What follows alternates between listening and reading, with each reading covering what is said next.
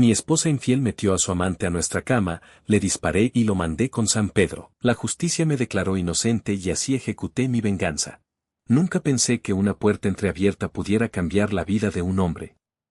Durante 17 años fui mecánico ferroviario en una ciudad pequeña del norte. Mi trabajo consistía en revisar locomotoras, detectar fallas en los sistemas de freno y pasar horas enteras entre olor a metal caliente, aceite y polvo. No era una vida espectacular, pero era una vida honrada. Yo volvía a casa cada noche con las manos negras y la espalda cansada, y aún así me sentía afortunado. Porque al final del día estaba Valeria, mi esposa. Llevábamos 9 años casados. No teníamos hijos. Durante mucho tiempo eso nos había dolido a los dos, pero con los años aprendimos a construir nuestra propia rutina. Vivíamos en una casa modesta a las afueras de la ciudad, con un pequeño jardín que yo mismo había arreglado y una habitación que originalmente pensamos convertir en cuarto de bebé. Nunca ocurrió. Con el tiempo, aquella habitación se convirtió en el despacho de Valeria. Ella trabajaba como diseñadora de interiores. Tenía talento, eso no podía negarlo. Podía entrar en una habitación vacía y, después de observarla durante 5 minutos, empezar a hablar de colores, iluminación, espacios y muebles como si ya viera el resultado terminado. ¿Tú ves una pared?, me decía sonriendo. Yo veo posibilidades. Yo veo una pared que necesito pintar el sábado, le respondía. Y entonces se reía. Esa risa fue una de las cosas que más amé de ella. Por eso me costó tanto aceptar que, meses después, sería incapaz de reconocer a la mujer que dormía a mi lado. Los primeros cambios fueron pequeños. Tan pequeños que un hombre ocupado puede convencerse de que no significan nada. Valeria empezó a trabajar hasta más tarde. Luego comenzaron los fines de semana con clientes. Después llegaron las llamadas que respondía en el jardín. Yo salía y ella cortaba la conversación. ¿Quién era?, preguntaba. Una clienta. ¿A estas horas? La gente con dinero no mira el reloj, Julián. Y yo asentía. Porque confiaba en ella. Ese fue mi primer error. No confiar. Confiar sin hacer preguntas. Una noche regresé antes de lo habitual. Uno de los trenes programados para mantenimiento tuvo una avería más seria y el supervisor decidió cancelar el turno nocturno. Eran apenas las 4:30 cuando estacioné frente a la casa. Al entrar, encontré a Valeria sentada en la cocina. Tenía el teléfono en la mano. Cuando me vio, lo dejó boca abajo con tanta rapidez que casi se le cayó. ¿Qué haces aquí? No dijo, hola. No me preguntó cómo estaba. Eso fue lo primero que me llamó la atención. Se canceló el turno, respondí. ¿Todo bien? Claro. Pareces nerviosa. Valeria soltó una risa corta. ¿Ahora también tengo que rendirte cuentas por mi cara? La miré sorprendido. No he dicho eso. Pues lo parece. Dejó el teléfono sobre la mesa y salió de la cocina. Me quedé allí, de pie, mirando la pantalla negra del aparato. No la toqué. Ni siquiera pensé en hacerlo. Aún. Las semanas siguientes fueron peores. Nuestra casa empezó a llenarse de silencios. Yo hablaba y ella respondía con monosílabos.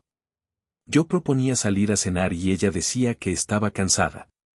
Yo preguntaba si algo le preocupaba y siempre obtenía la misma respuesta. Julián, por favor. No todo gira alrededor de ti. Aquella frase se me quedó clavada. Porque yo no quería que todo girara alrededor de mí. Solo quería entender por qué mi esposa había dejado de mirarme como antes. Una noche, mientras cenábamos, decidí preguntarle directamente. ¿Estás feliz conmigo? Valeria dejó el tenedor. ¿Otra vez con eso? No es, otra vez. Es la primera vez que te lo pregunto así. Entonces no lo hagas. ¿Por qué? Porque estoy cansada. ¿De qué? Su mirada cambió. Fue algo rápido. Una sombra. De esta vida. No pude responder. Ella tampoco. Durante unos segundos solo se escuchó el ruido del refrigerador. ¿Qué significa eso? Pregunté al fin. Valeria se levantó. Significa que no todo tiene que convertirse en una tragedia porque tú tengas una inseguridad. No estoy inseguro. Pues actúas como si lo estuvieras. Te estoy preguntando qué te pasa. Y yo te estoy diciendo que necesito espacio. Aquella noche dormimos en la misma cama, pero sentí que había una distancia de kilómetros entre nosotros. A partir de entonces empecé a notar cosas que antes había ignorado. Perfume diferente. Vestidos nuevos. Excusas demasiado precisas. Un hombre que aparecía constantemente en sus conversaciones. Sergio. Al principio pensé que era un cliente. ¿Quién es Sergio? Pregunté una tarde mientras ella preparaba café. Un arquitecto. ¿Trabajas con él? A veces. Hablas mucho de él. Valeria se quedó inmóvil. Solo un segundo. Porque estamos trabajando en un proyecto.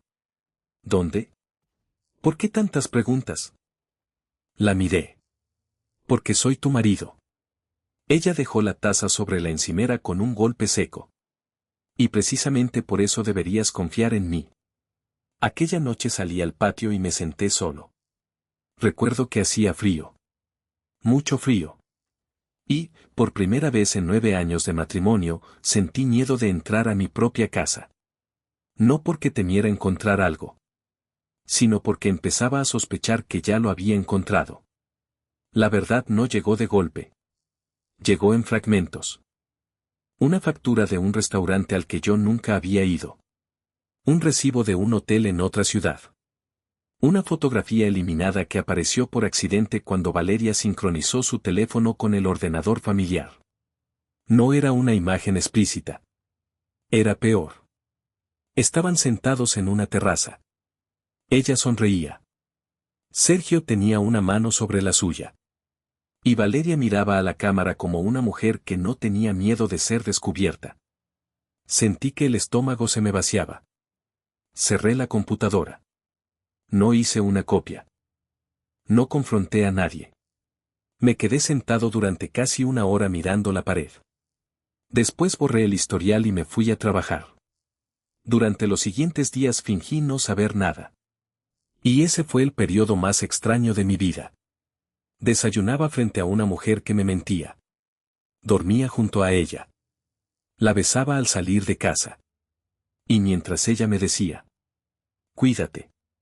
Yo pensaba, ¿cuánto tiempo llevas riéndote de mí? Sin embargo, todavía necesitaba saber algo. No si me engañaba. Eso ya empezaba a estar claro. Necesitaba saber hasta dónde era capaz de llegar. La respuesta llegó un jueves. Mi supervisor me mandó a revisar una locomotora que debía permanecer detenida hasta el amanecer. El trabajo me llevaría toda la noche, así que llamé a Valeria. Voy a quedarme en el depósito, le dije. ¿Toda la noche? Hubo algo en su voz. Una especie de alivio. Sí. Parece que tenemos una falla complicada. ¡Qué pena! Aquellas 2 palabras me hicieron cerrar los ojos. ¿Qué has dicho? Que qué pena que tengas que quedarte. Ah. ¿Todo bien? Sí. Bueno, entonces hablamos mañana. Colgó. Yo me quedé mirando el teléfono. A las 11:15, inventé una excusa. Dije que necesitaba buscar una herramienta en el almacén central. En realidad, salí del depósito. No tomé mi camioneta. Pedí prestado el coche viejo de un compañero. No sé por qué. Quizá una parte de mí todavía esperaba estar equivocado.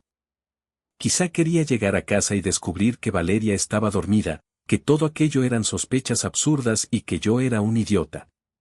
Pero cuando doblé en mi calle, vi un automóvil negro estacionado frente a mi casa. No lo conocía. Apagué las luces del coche y seguí avanzando lentamente. La casa estaba iluminada. Eso tampoco era normal. Valeria siempre apagaba las luces temprano cuando yo trabajaba de noche. Estacioné a unos 100 metros. Mi corazón empezó a golpearme en el pecho. Caminé. Cada paso parecía hacer demasiado ruido. Cuando llegué a la entrada, vi algo que todavía hoy recuerdo con absoluta claridad. La puerta no estaba cerrada. Estaba apenas abierta. Una línea de luz se escapaba desde el interior. Empujé despacio. ¿Valeria? No hubo respuesta. Entré. Sobre la mesa del comedor había 2 copas.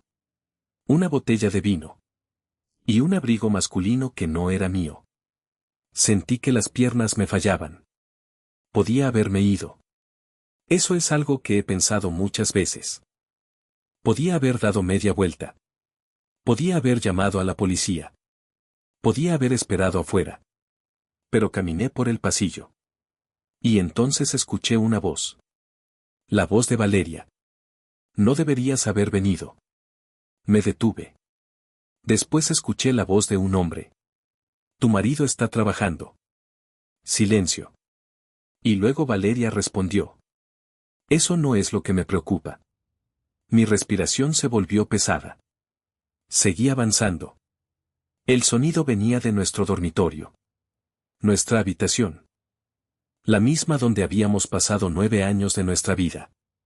La misma donde ella lloró cuando murió mi madre. La misma donde, años atrás, nos abrazamos después de recibir la noticia de que no podríamos tener hijos. Llegué a la puerta. Estaba cerrada. Entonces escuché un golpe. Después la voz de Sergio. Relájate. Y Valeria respondió algo que hizo que una parte de mí muriera en ese instante. Julián nunca sospecha de nada. No recuerdo haber respirado. No recuerdo haber pensado. Solo recuerdo mi mano sobre el picaporte. Y una sensación extraña. Como si todo lo que había sido antes de esa noche estuviera a punto de quedarse del otro lado de aquella puerta. Pero antes de que pudiera abrirla, escuché otro sonido. Un golpe seco. Luego un grito. Y la voz de Valeria, completamente diferente a como la había escuchado unos segundos antes. Sergio, espera. No hagas eso. Entonces alguien corrió hacia la puerta. El picaporte comenzó a girar desde dentro. Y en ese preciso momento comprendí que, pasara lo que pasara después, ya no existía ninguna forma de volver atrás. El picaporte dejó de moverse. Durante un segundo nadie hizo nada. Yo estaba del otro lado de la puerta. Ellos estaban dentro. Y entre nosotros solo había unos centímetros de madera. ¿Quién es? Preguntó Sergio. No respondí. Escuché pasos rápidos. Luego Valeria susurró. Sergio, no. La puerta se abrió de golpe. Sergio apareció frente a mí.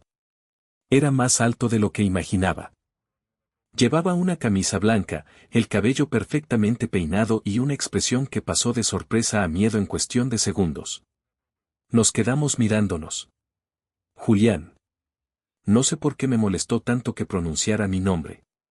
Tal vez porque lo dijo como si me conociera. Como si hubiera hablado de mí tantas veces con mi esposa que ya no fuera un desconocido. Así que tú eres Sergio.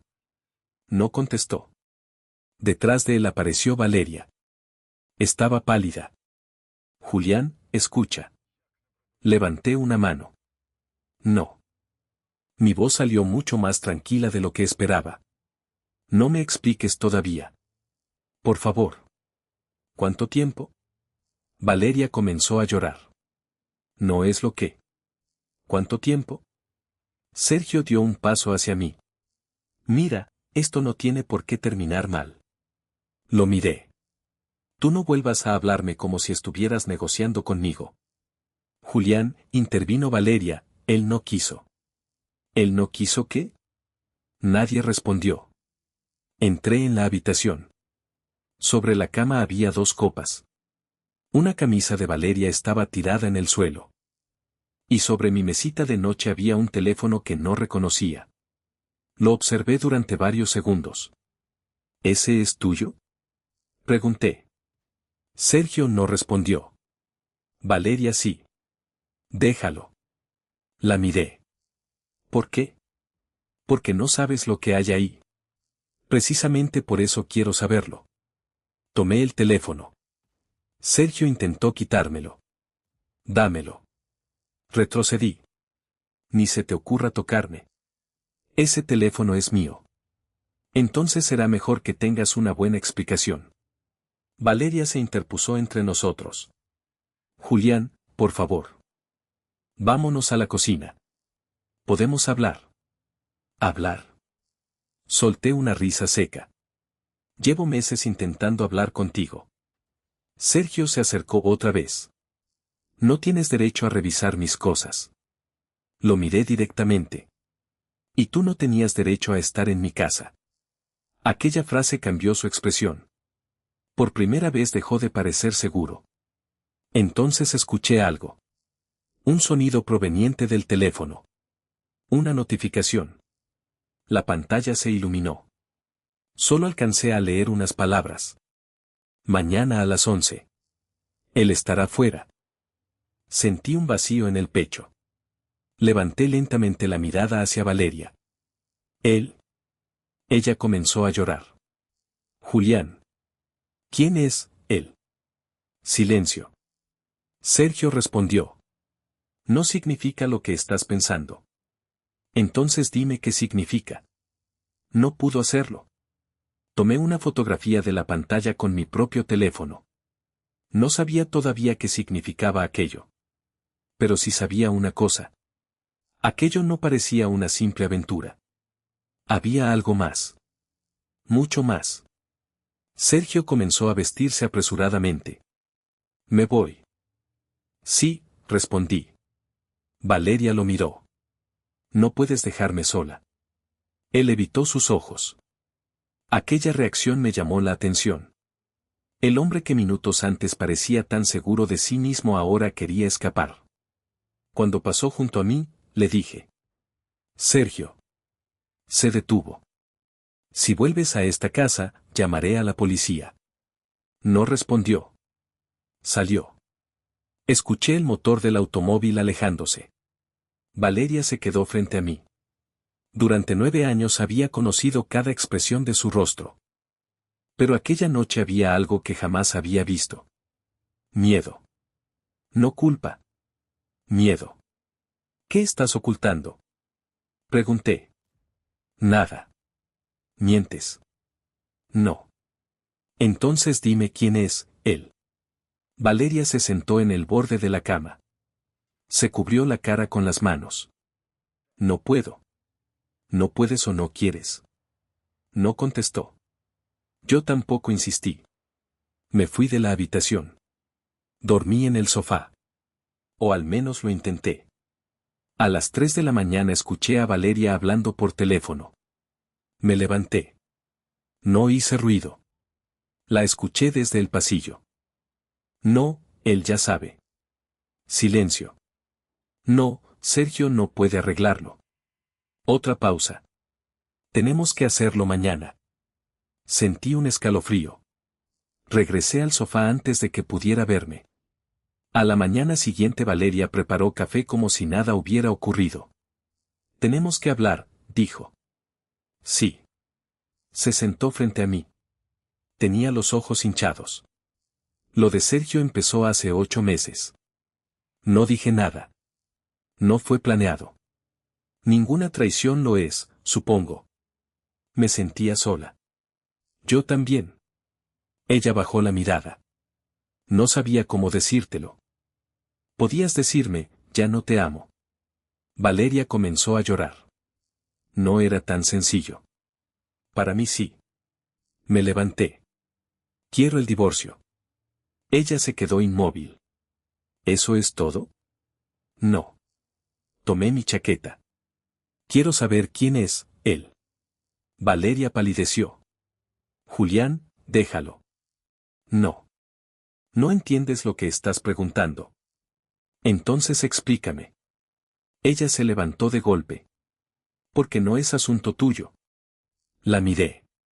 Después de 9 años, todo lo que ocurre dentro de esta casa es asunto mío. Ella se quedó callada. Y entonces dijo algo que cambió completamente mi percepción de lo que había ocurrido. Sergio no es el único. Sentí que el aire desaparecía. ¿Qué significa eso? Valeria no respondió. ¿Cuántos? Se llevó una mano a la boca. No lo sé. Me quedé mirándola. ¿No sabes con cuántos hombres has estado? No es así. Entonces dime cómo es. No pudo. Salí de casa. Pasé el día entero trabajando. No porque pudiera concentrarme. Trabajé porque necesitaba estar lejos. A las 6 de la tarde, mientras estaba revisando una locomotora, recibí un mensaje de un número desconocido. Si quieres saber la verdad sobre Valeria, no confíes en nadie de tu casa. Había una fotografía adjunta. Era Valeria. Pero no estaba con Sergio. Estaba con otro hombre. La foto parecía tomada varios meses antes. Y detrás de ellos aparecía un lugar que reconocí inmediatamente. Era el taller donde yo trabajaba. El hombre de la fotografía llevaba una chaqueta de la empresa. Me quedé congelado. Amplifiqué la imagen. Entonces reconocí el rostro. Era mi supervisor. El mismo hombre que esa tarde me había dicho que mi turno nocturno había sido cancelado. Sentí que las manos comenzaban a temblarme. Llamé al número. No contestó. Volví a llamar. Nada. Entonces llegó otro mensaje. No busques al amante. Pregúntate por qué necesitaban que tú estuvieras fuera de casa. Miré la pantalla durante varios segundos. Ya no estaba pensando en una infidelidad. Estaba pensando en algo mucho peor. Regresé a casa esa noche sin decirle nada a Valeria. Ella estaba en la sala. ¿Dónde estabas? Trabajando. ¿Podemos hablar? Mañana. Subí al despacho. Cerré la puerta. Abrí mi computadora. Comencé a revisar las cuentas familiares. Al principio todo parecía normal. Hipoteca. Servicios. Seguros. Compras. Pero entonces encontré una transferencia. Una cantidad considerable. Había salido de nuestra cuenta conjunta 3 semanas antes. No reconocía al destinatario. La fecha coincidía con uno de los viajes de Valeria. Abrí los movimientos anteriores. Había otra. Y otra. Y otra. Durante meses habían desaparecido pequeñas cantidades. No suficientes para llamar mi atención de inmediato. Pero juntas representaban una fortuna. Casi todo nuestro ahorro. Mi ahorro. El dinero que yo había apartado durante años para reparar la casa y comprar una camioneta nueva. Me quedé mirando la pantalla. Entonces comprendí por qué ella necesitaba que yo creyera que todo se reducía a una aventura. La infidelidad podía destruir un matrimonio. Pero el dinero podía destruir una vida. A las 11 de la noche escuché pasos en el pasillo. Apagué la pantalla. Valeria abrió la puerta. ¿Estás despierto? Sí. Quiero decirte algo. La miré. Adelante. Se quedó unos segundos en silencio. Mañana tengo que salir. ¿A dónde? A visitar a una clienta. ¿A qué hora? Por la mañana. Asentí. Ella pareció relajarse. Julián. Sí. Pase lo que pase, quiero que sepas que nunca quise hacerte daño. La observé. Eso es lo que dice la gente justo antes de hacerlo. Ella cerró los ojos. Te amo. Aquella frase, después de todo lo ocurrido, no me produjo nada. Solo cansancio. Buenas noches, Valeria. Cuando cerró la puerta, esperé varios minutos. Después abrí nuevamente la computadora. Había algo más. Una carpeta escondida dentro de los archivos sincronizados. Tenía una contraseña. Probé varias fechas. Nada. Entonces recordé una frase que Valeria repetía desde hacía años. La contraseña de nuestro primer viaje juntos. Funcionó. Dentro había fotografías, conversaciones y documentos. Y entre ellos encontré un archivo PDF. Lo abrí. Era un contrato. Un contrato de seguro. Mi nombre aparecía en la primera página. Valeria figuraba como beneficiaria. La fecha de contratación era de 8 meses atrás. La misma época en que comenzó su relación con Sergio. Seguí leyendo. El seguro cubría una suma que podía pagar todas nuestras deudas y todavía dejarle a ella suficiente dinero para no volver a trabajar durante años. Me quedé inmóvil. Entonces vi una segunda página. Había una cláusula adicional. La póliza había sido modificada recientemente. Y el cambio tenía fecha de hacía apenas 4 días. 4 días. Justo después de que yo le dijera a mi supervisor que probablemente tomaría unas vacaciones. Sentí un frío recorrerme la espalda. Valeria no solo me estaba engañando. Alguien estaba preparando algo. Y, por primera vez desde que abrí aquella puerta, entendí que el hombre que había encontrado en mi cama quizá ni siquiera era el verdadero peligro. El verdadero peligro podía estar mucho más cerca. Y esa misma noche tomé una decisión. No iba a confrontarla. No iba a gritar. No iba a amenazar a nadie. Iba a fingir que seguía creyendo en ella. Porque si realmente estaban preparando algo contra mí, necesitaba descubrir quién estaba detrás. Y necesitaba hacerlo antes de que ellos dieran el siguiente paso. Al día siguiente me levanté antes que Valeria. Preparé café. Le di un beso en la mejilla. Y sonreí. Buenos días. Ella me miró con una mezcla de sorpresa y desconfianza. ¿Estás bien? Dormí mejor. Anoche estabas extraño. Supongo que todos cometemos errores. Bajó la mirada. Julián. No quiero discutir. Me acerqué y le acomodé un mechón de cabello. Ella se quedó rígida.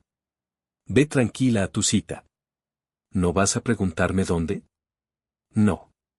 Por primera vez desde que la conocía, vi miedo en sus ojos cuando yo no hacía preguntas.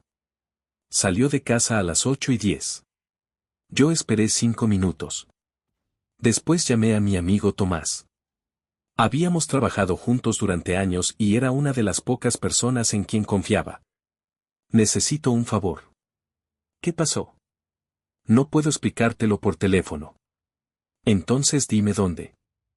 Nos encontramos en un café cerca de la estación. Le mostré las fotografías. El contrato. Las transferencias. Tomás permaneció varios minutos sin decir una palabra. Julián, esto es grave. Lo sé. ¿Has hablado con la policía? Todavía no. ¿Por qué? Porque no sé en quién confiar. Tomás apoyó los codos sobre la mesa. ¿Crees que tu esposa quiere matarte? La palabra quedó suspendida entre nosotros. Matarte. Hasta entonces yo había evitado pronunciarla. No lo sé. Pero lo sospechas. Asentí. Entonces necesitas protegerte. Eso es exactamente lo que voy a hacer. Tomás tomó las fotografías. Conozco a alguien que puede revisar esto. ¿Quién? Una investigadora privada. Trabajó años con seguros y fraudes financieros. ¿Puede hacerlo rápido? Si le pagas. Págale. Esa misma tarde conocí a Irene. No parecía una detective de película. Tenía unos 50 años, vestía de manera sencilla y llevaba una carpeta gastada bajo el brazo. Escuchó mi historia sin interrumpirme. Cuando terminé, preguntó. ¿Tu esposa sabe que encontraste la póliza? No. ¿Sabe que revisaste las transferencias? Tampoco. Perfecto. ¿Perfecto? Sí. Porque todavía creen que tú no sabes nada. Abrió la carpeta. Eso te da una ventaja. Durante los siguientes días actué como si nuestro matrimonio estuviera reparándose. Salíamos a cenar. Veíamos televisión. Incluso dormíamos en la misma cama. Valeria parecía confundida.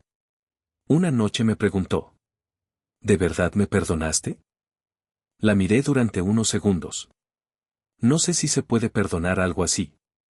Entonces, ¿por qué sigues aquí? Porque quiero entender. Ella bajó la mirada. ¿Entender qué? ¿Por qué dejaste de quererme? Valeria comenzó a llorar. Nunca dejé de quererte. Aquella frase me dolió más que cualquier insulto. Porque ahora sabía que podía pronunciarla sin sentir absolutamente nada. Mientras tanto, Irene investigaba. 2 días después me llamó. Necesito verte. Nos reunimos en su oficina. Puso varios documentos sobre la mesa. La póliza es legítima.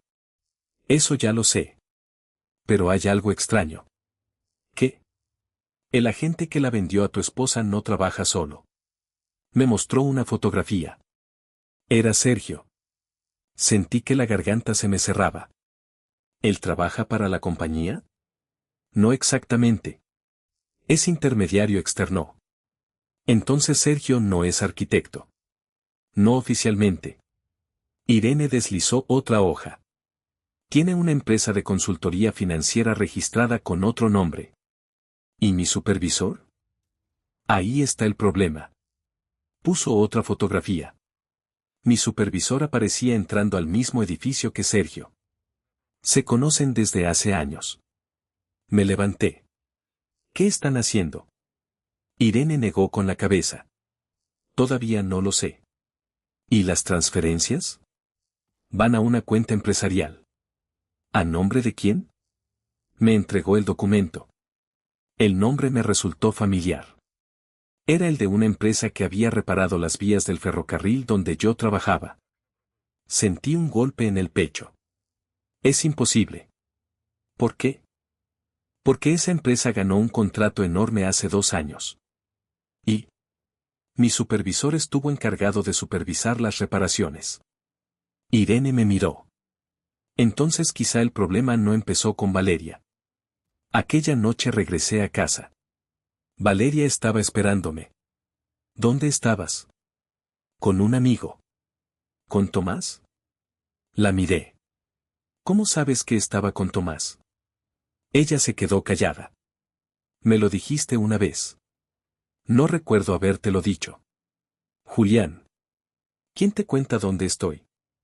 Su rostro cambió. Nadie. Mientes. Ella se levantó. No voy a seguir con esto. Yo tampoco. Se dirigió hacia el dormitorio. Valeria. Se detuvo. ¿Quién te ayuda? No sé de qué hablas. ¿Quién está detrás de todo? Ella se giró. Durante unos segundos pensé que finalmente confesaría. Pero solo dijo. Te estás volviendo paranoico. Y se encerró. Esa noche no dormí. A las 4 de la mañana recibí otro mensaje. Mañana no conduzcas tu camioneta. No tenía remitente. Solo esas 5 palabras. Me levanté inmediatamente. Fui al garaje. Mi camioneta estaba estacionada exactamente donde la había dejado. Abrí el capó. No sabía qué buscaba. Pero entonces vi algo. Un cable nuevo. No pertenecía al sistema original. Llamé a Tomás. Necesito que vengas. 1 hora después, revisó el vehículo. No la conduzcas. ¿Qué es? No soy mecánico. Tú trabajaste en mantenimiento antes que yo. Sí, pero esto no debería estar aquí. Esperamos a un especialista. La conclusión fue clara. Habían manipulado parte del sistema eléctrico. No podía probarse todavía que alguien hubiera intentado provocar un accidente. Pero tampoco podía descartarse. Entonces entendí el mensaje. Alguien me estaba protegiendo. Y esa persona sabía cosas que yo todavía ignoraba. Irene consiguió una cámara de seguridad de una estación de servicio cercana. En la grabación apareció Valeria. No estaba sola. Entró en una oficina privada con Sergio y mi supervisor. La reunión duró 47 minutos. Después apareció otro hombre. Un hombre que ninguno de nosotros conocía. Irene congeló la imagen. ¿Lo reconoces? Miré la pantalla. No. Yo sí. La expresión de Irene cambió. Es el agente que gestionó tu póliza. Me quedé en silencio. Todo empezaba a encajar. No era una aventura. Era un plan. La relación con Sergio podía haber sido real, pero también servía como distracción. Las transferencias. El seguro. Mi supervisor. La camioneta. Todo parecía formar parte de la misma estructura. Pero faltaba una pieza. ¿Por qué Valeria? ¿Por qué una mujer que llevaba 9 años casada conmigo arriesgaría todo? La respuesta apareció aquella misma noche. Regresé a casa antes de lo previsto. Valeria no estaba. Subí al despacho. Abrí el ordenador. Encontré otra carpeta. Esta vez no tenía contraseña. Dentro había documentos antiguos. Informes médicos. Fotocopias de contratos. Fotografías. Y una partida de nacimiento. No era mía. Tampoco de Valeria. Era de un hombre llamado Esteban Rivas. Abrí el siguiente documento. Sentí que el corazón se me detenía. Esteban Rivas era mi padre. Mi padre, que llevaba muerto 11 años. Había un contrato de sociedad entre él y la empresa que estaba recibiendo las transferencias. Seguí leyendo. Mi padre había sido propietario de una parte importante de aquella compañía. Y antes de morir había dejado una cláusula en su testamento. Una cláusula que yo jamás había conocido. Yo era el heredero de sus acciones. No sabía cuánto valían. Pero los documentos mostraban que la empresa llevaba años intentando ocultar esa propiedad. Entonces escuché la puerta principal. Valeria había regresado. Cerré rápidamente la carpeta. Apagué la pantalla. Ella subió las escaleras. ¿Julián? Estoy aquí. Entró al despacho. Me miró. ¿Qué haces? Trabajando. Sonrió débilmente. Quiero pedirte perdón. ¿Por qué? Por todo. Me acerqué. Entonces dime la verdad. Valeria empezó a llorar. No puedo. Si puedes. Si te la cuento, te van a matar. Sentí un escalofrío. ¿Quién? Ella miró hacia la puerta. No sé cuánto tiempo nos queda. Nos. Valeria tragó saliva. A los dos. Entonces su teléfono vibró. Lo miró. Su rostro perdió todo el color. ¿Qué pasa? No respondió. Le quité el teléfono de la mano. En la pantalla había un mensaje. Esta noche. Sin excusas. El accidente tiene que parecer real. Miré a Valeria.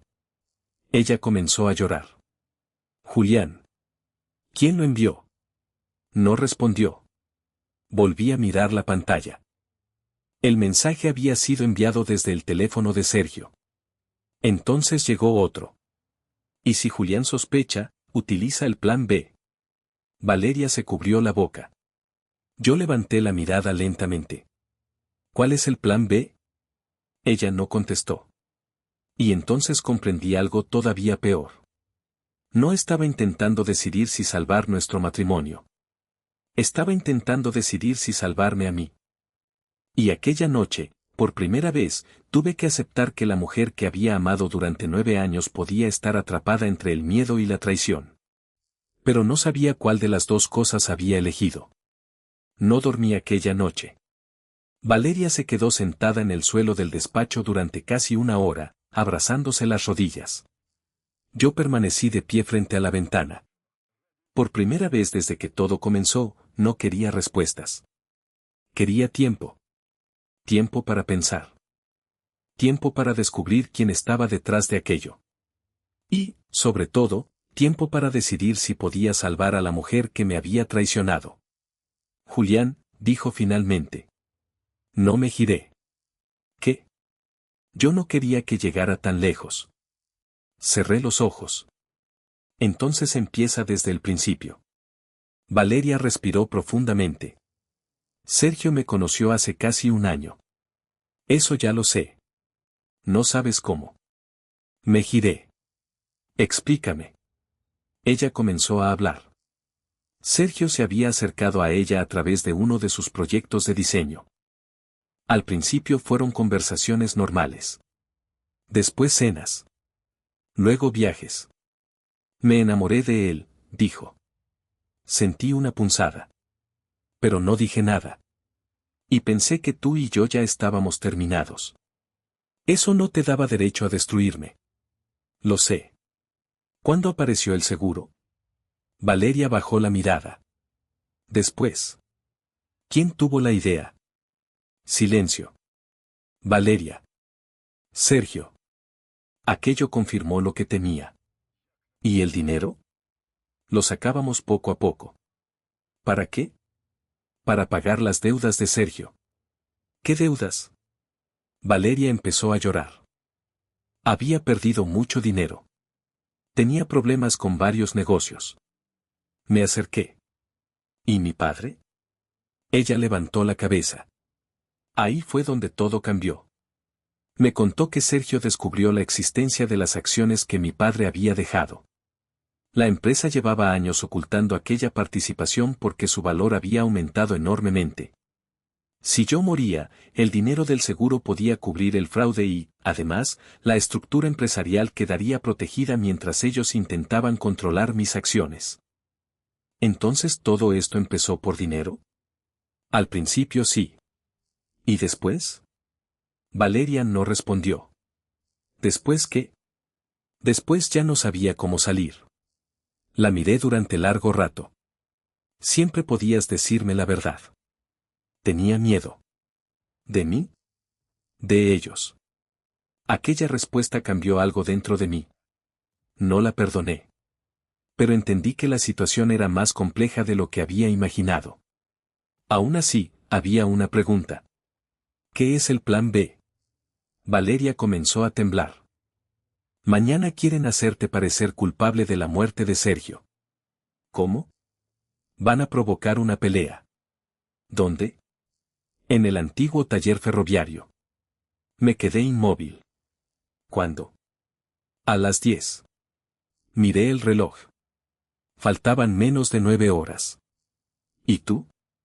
Me dijeron que tenía que llevarte allí. Entonces entendí por qué durante meses había intentado convencerme de acompañarla a determinados lugares. No era casualidad. Era preparación. Tomé mi teléfono. Llamé a Irene. Ya sé dónde será. Ella guardó silencio. ¿Estás seguro? Sí. Entonces no vayas solo. No pienso hacerlo. A las 9:30 de la mañana salimos de casa. Valeria conducía. Yo estaba sentado a su lado. Ninguno habló. Cuando llegamos al antiguo taller, vi un vehículo estacionado detrás del edificio.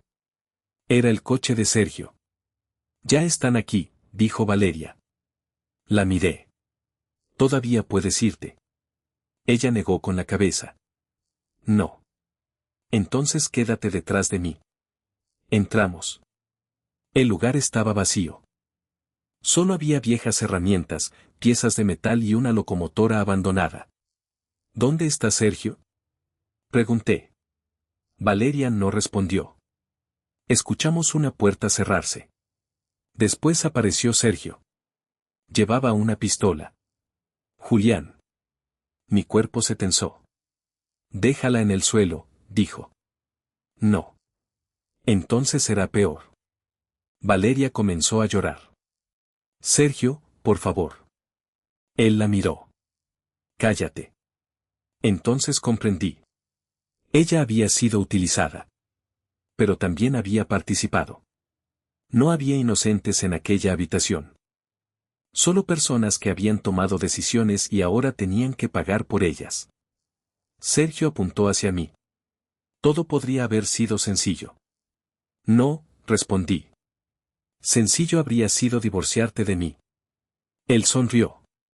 Tú nunca habrías aceptado. Nunca te preguntaste qué habría aceptado yo. Sergio dio un paso. Dame las acciones. No las tengo. Las tendrás cuando mueras. Valeria gritó.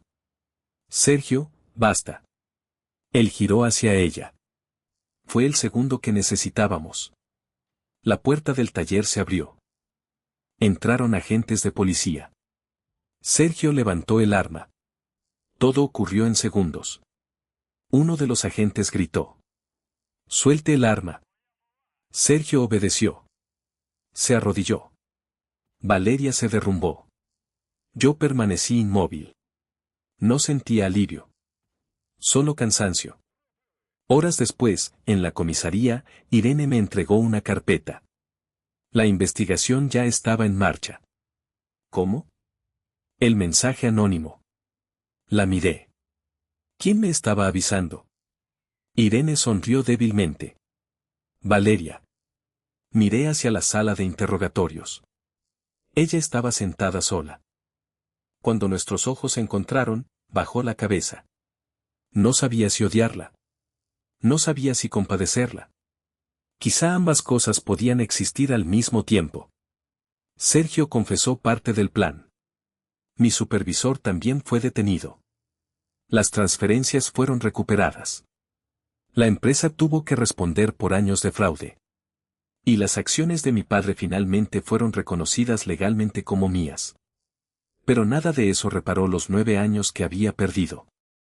Valeria recibió una condena por su participación en el fraude y por haber colaborado con el plan. No la visité durante mucho tiempo. Hasta que una tarde recibí una carta. Solo decía: «No espero que me perdones. Solo quería que supieras que aquella noche, cuando te dije que no quería hacerte daño, era la verdad». Guardé la carta. No respondí. Pasaron 3 años. Yo dejé el trabajo ferroviario. Vendí la casa. Me mudé a una ciudad pequeña junto al mar. Abrí un taller de reparación de maquinaria. Por primera vez en muchos años, aprendí a disfrutar del silencio. Una mañana, mientras cerraba el taller, recibí una llamada. Era Valeria. Había salido de prisión. ¿Podemos vernos?, preguntó. Miré el mar desde la puerta. Sí. Nos encontramos en una cafetería. Ella había cambiado. No llevaba ropa elegante. No tenía maquillaje. Parecía mucho más pequeña. «Estás diferente», dijo. «Tú también». Se quedó mirando sus manos. No sé qué decir. «Entonces no digas nada». Durante unos segundos permanecimos en silencio. Finalmente preguntó: «¿Fuiste feliz?». Pensé en aquella pregunta. «Después de ti, sí». Ella cerró los ojos. No lloró. Solo asintió. «Me alegra». «¿Y tú?». Sonrió con tristeza. «Estoy aprendiendo». Eso fue todo. No hubo abrazo. No hubo reconciliación. No hubo una segunda oportunidad. Cuando se levantó para marcharse, se detuvo. «Julián». «Sí. Gracias por no convertirte en lo que yo creía que eras». No entendí al principio. Después sí. Ella esperaba odio. Venganza. Violencia. Pero yo había descubierto algo durante aquellos años. La traición puede quitarte dinero. Puede quitarte una casa. Puede destruir la imagen que tenías de la persona que amabas. Incluso puede hacerte dudar de tu propio juicio.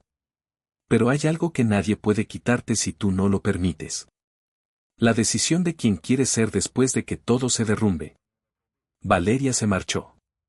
Yo regresé al taller. Esa noche cerré la puerta, apagué las luces y me quedé unos segundos mirando el lugar donde trabajaba todos los días. Durante mucho tiempo pensé que mi vida había terminado aquella noche en que abrí la puerta del dormitorio y encontré a mi esposa con otro hombre. Me equivoqué. Mi vida no terminó. Terminó una versión de mí. El hombre que confiaba ciegamente. El hombre que confundía amor con soportarlo todo. El hombre que pensaba que perder a una esposa significaba perderlo todo. Ahora sabía algo distinto. Hay personas que entran en tu vida para quedarse. Y hay otras que llegan para enseñarte, de la manera más dolorosa posible, que también tienes derecho a marcharte. Apagué la última luz. Cerré el taller. Y mientras caminaba hacia mi casa, por primera vez en muchos años no sentí rabia. Sentí paz. No porque ella hubiera sufrido. No porque los culpables hubieran sido castigados. Sino porque finalmente había dejado de preguntarme por qué me habían traicionado. La pregunta ya no importaba. Lo único que importaba era lo que yo haría con el resto de mi vida. Y esa vez, la decisión era completamente mía.